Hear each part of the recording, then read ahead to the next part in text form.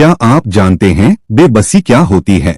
अगर आपके सामने गंदा सड़ा हुआ पानी हो और आपकी तबीयत खराब हो, तो क्या ये पानी आप पिएंगे? कभी भी नहीं। आप तो स्वस्थ अवस्था में भी ये पानी पीना गवारा न करें। लेकिन क्या हो जब आप मजबूर हों, इतनी मजबूर कि आप यही पानी पी जाएं। इस एहसास को समझने के लिए आज आपके लिए लेकर आया हूँ प्रेमचंद की कहानी ठाकुर का कुआं। ये कहानी ब्रिटिश भारत की सच्ची और जीती जगती तस्वीर है। एक ऐसी तस्वीर जिसमें बेबसी है, जुल्म है। ठाकुर का कुआं। प्रेमचंद। जोखू ने लोटा मुंह से लगाया तो पानी में सख्त बदबू आई। वो गंगी से बोला, ये कैसा पानी है? मारे बांस के पिया नहीं जाता। गला सूखा जा रहा है और तू सड़ा पानी पिलाए देती है। गंगी प्रतिदिन शाम को पानी भर लिया करती थी। कुआं दूर था, इसलिए बार बार जाना मुश्किल था। कल वह पानी लाई तो उसमें बू बिल्कुल नहीं थी। आज पानी में बदबू कैसी? लोटा नाक से लगाया तो सचमुच बदबू थी। जरूर कोई जानवर कुएं में गिरकर मर गया होगा, मगर दूसरा पानी आवे कहाँ से? ठाकुर के कुएं पर कौन चढ़ने देगा? दूर से लोग डांट बताएंगे। साहू का कुआं गांव के उस सिरे पर है, परंतु वहां भी कौन पानी भरने देगा? कोई तीसरा कुआं गांव में है नहीं। जोखू कई दिन से बीमार है। कुछ देर तक तो प्यास रोके चुप पड़ा रहा, फिर बोला, अब तो मारे प्यास के रहा नहीं जाता। ला थोड़ा पानी नाक बंद करके पी लूं। गंगी ने पानी न दिया। खराब पानी से बीमारी बढ़ जाएगी इतना तो वो जानती थी, परंतु ये नहीं जानती थी कि पानी को उबाल देने से उसकी खराबी जाती रहती है। वो बोली, यह पानी कैसे पियोगे? न जाने कौन जानवर मरा है। कुएं से मैं दूसरा पानी लाए देती हूँ। जोखू ने आश्चर्य से उसकी ओर देखा और कहा, पानी कहाँ से लाएगी? गंगी ने कहा, ठाकुर और साहू के दो कुएं तो हैं, क्या एक लोटा पानी न भरने देंगे?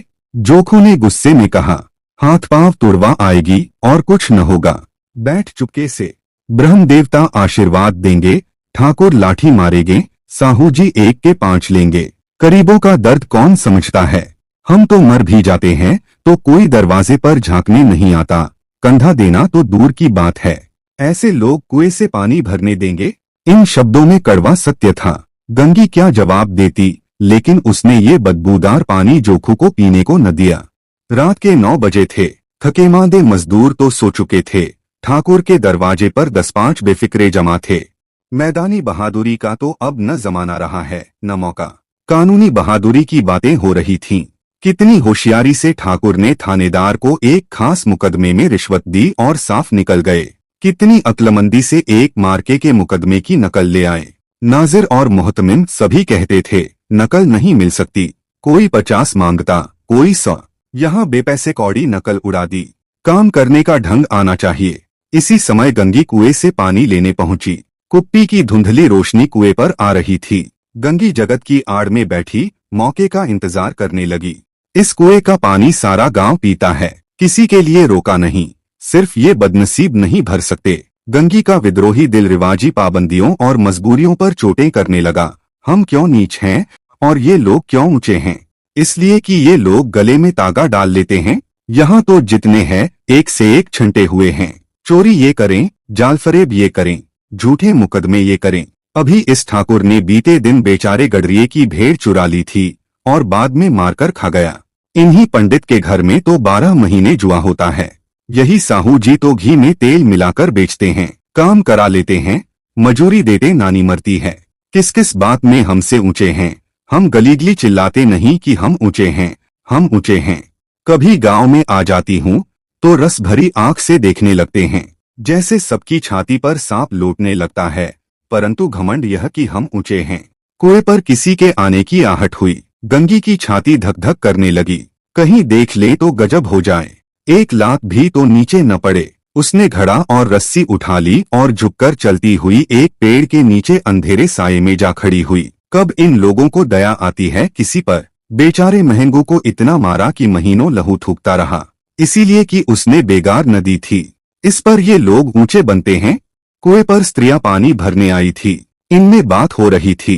एक ने कहा, खाना खाने चले और हुक्म हुआ कि ताजा पानी भर लाओ, घड़े के लिए पैसे नहीं हैं। दूसरी ने बात जोड़ी, हम लोगों को आराम से बैठे देखकर जैसे मर्दों को जलन होती है। तीसरी ने झल्ला कर कहा, हाँ ये तो न हुआ कि कलसिया उठाकर भर लाते। बस हुक्म चला दिया कि ताजा पानी लाओ, जैसे हम लौंडिया ही तो हैं। चौथी ने बात काटते हुए कहा, लौंडिया नहीं तो और क्या हो तुम? रोटी पड़ा नहीं पाती, 10-5 रुपए भी छीन झपट कर ले ही लेती हो, और लौंडिया कैसी होती हैं? पहली ने फरमाया, मत लजाओ दीदी, पल भर आराम करने को जी तरस कर रह जाता है। इतना काम किसी दूसरे के घर कर देती तो इससे कहीं आराम से रहती। ऊपर से वो एहसान भी मानता, यहाँ काम करते करते मर जाओ, पर किसी का मुंह ही सीधा नहीं होता। वो पानी भरकर चली गई तो गंगी वृक्ष की छाया से निकली और कुएं के पास आई। बेफिक्रे चले गए थे। ठाकुर भी दरवाजा बंद कर अंदर आंगन में सोने जा रहे थे। गंगी ने चैन की सांस ली। किसी तरह मैदान तो साफ हुआ। अमृत चुरा लाने के लिए जो राजकुमार किसी जमाने में गया था, वो भी शायद इतनी सावधानी के साथ और समझबूझकर न गया हो। गंगी दबे पांव कुएं की जगत पर चढ़ी। विजय का ऐसा अनुभव उसे पहले कभी न हुआ था। उसने रस्सी का फंदा घड़े में डाला, दाएं बाएं चौकन्नी दृष्टि से देखा, जैसे कोई सिपाही रात को शत्रु के किले में सुराख कर रहा हो। अगर इस समय वह पकड़ ली गई तो फिर उसके लिए माफी या रियायत की रत्ती भर उम्मीद नहीं। अंत में देवताओं को याद करके उसने कलेजा मजबूत किया और घड़ा कुएं में डाल दिया। घड़े ने पानी में गोता लगाया, बहुत ही आहिस्ता, जरा भी आवाज न हुई। गंगी ने 2-4 हाथ जल्दी जल्दी मारे। घड़ा कुएं के मुंह तक आ पहुंचा। कोई ताकतवर पहलवान भी इतनी तेजी से न खींच सकता था। गंगी झुकी की घड़े को पकड़कर जगत पर रखे कि एकाएक ठाकुर साहब का दरवाजा खुल गया। शेर का मुंह इससे अधिक भयानक न होगा। गंगी के हाथ से रस्सी छूट गई। रस्सी के साथ घड़ा धड़ाम से पानी में गिरा और कई क्षण तक पानी में हिलकोरे की आवाजें सुनाई देती रहीं। ठाकुर चिल्लाया, कौन है, कौन है? ये कहते हुए वो कुएं की तरफ आ रहे थे और गंगी जगत से कूदकर भागी जा रही थी। घर पहुंचकर देखा कि जोखू लोटा मुंह से लगाए वही मैला गंदा पानी पी रहा है। अगर आपको ये कहानी पसंद आई हो तो हमारे चैनल को सब्सक्राइब करें, इस वीडियो को लाइक करें। धन्यवाद साथियों।